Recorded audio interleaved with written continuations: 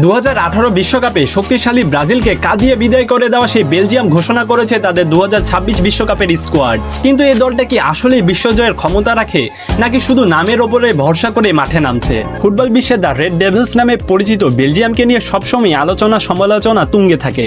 বছরের পর বছর ফিফা র্যাঙ্কিং এর শীর্ষ থেকেও কোনো বড় ট্রফি না জেতায় অনেকেই তাদের চোকার্স বলে থাকেন। তবে 2026 সালের উত্তর আমেরিকায় বিশ্বকাপের জন্য হেড কোচ রুডি গার্সিয়া যে দল সাজিয়েছেন তা ফুটবল দুনিয়াকে নতুন করে ভাবিয়ে তুলেছে। বেলজিয়াম কতটা শক্তিশালী তা তারা প্রমাণ করেছে 2026 বিশ্বকাপের ইউএফএ কোয়ালিফায়ার্সে। ইউএফএ গ্রুপ জেতে ছিল তারা সম্পূর্ণ অপরাজিত।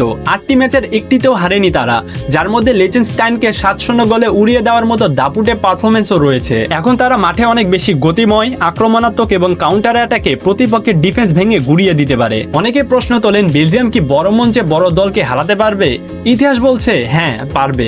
2018 সালের রাশিয়া বিশ্বকাপে সে রোমাঞ্চকর কোয়ার্টার ফাইনালের কথা মনে আছে? সেইবার 5 বারের বিশ্ব চ্যাম্পিয়ন ব্রাজিলকে 2-1 গোলে বিদায় করে দিয়েছিল এই বেলজিয়াম। শুধু তাই নয়, একই বিশ্বকাপে তারা শক্তিশালী ইংল্যান্ডকে 2-2বার হারিয়েছিল। ঐতিহাসিক দিক থেকে বিশ্বকাপে তাদের সবচেয়ে বড় জয়গুলোর মধ্যে রয়েছে 1970 সালে এল সালভাদরকে 3-0 এবং 2018 সালে পানামাকে 3-0 ও তিউনিসিয়াকে 5-2 গোলে বিধ্বস্ত করা। সুতরাং বড় মঞ্চে বড় শিকার করা বেলজিয়ামের রক্তে আছে।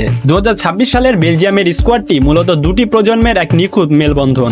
একদিকে আছেন এক্সেল উইটসেল বা থমাস মুনিয়ের মতো অভিজ্ঞ ডিফেন্ডারেরা, আর মাঝমাঠে আছেন ইউরি তেলেমান্স, আমাদু ওনানা এবং রোমেলু লুকাকু। অন্যদিকে প্রতিপক্ষের ডিফেন্সে আতঙ্ক ছড়াতে ম্যানচেস্টার সিটি জেরেমি ডোকু এবং আর্সেনালে লিওন্দ্রো ট্রোসার্ডের মতো একঝাঁক তরুণ তুর্কি। কিন্তু এই দলের আসল প্রাণ লুকিয়ে আছে 3টি স্তম্ভে। The goalkeeper Thibaut কর্তোয়া।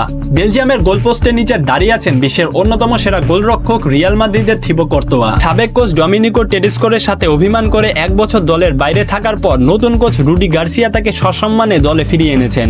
এরপরে দ্বিতীয় স্তম্ভ হচ্ছে midfield magician Kevin De Bruyne. মাঝমাঠে সুতো যার পায়ে বাঁধা, তিনি ফুটবল জাদুকর কেভিন ডি ব্রুইনা। আর তৃতীয় স্তম্ভ হচ্ছে the goal machine Romelu Lukaku. আক্রমণ ভাগের মূল অস্ত্র রোমেলু লুকাকু 124 ম্যাচে 89টি আন্তর্জাতিক গোল নিয়ে তিনি বেলজিয়ামের ইতিহাসে সর্বকালের সর্বোচ্চ গোলদাতা। আর এই বিশ্বকাপে মাত্র একটি গোল করলেই তিনি এককভাবে বেলজিয়ামের ইতিহাসে সফলতম বিশ্বকাপ গোলদাতা হয়ে যাবেন। এবার তাদের ওপর হয়তো আগের মতো ফেভারিটের তকমা বা বাড়তি চাপ নেই, আর এটাই তাদের সবচেয়ে বড় শক্তি। এ সম্পর্কে আপনাদের মতামত কি তা অবশ্যই কমেন্ট বক্সে লিখে জানাবেন।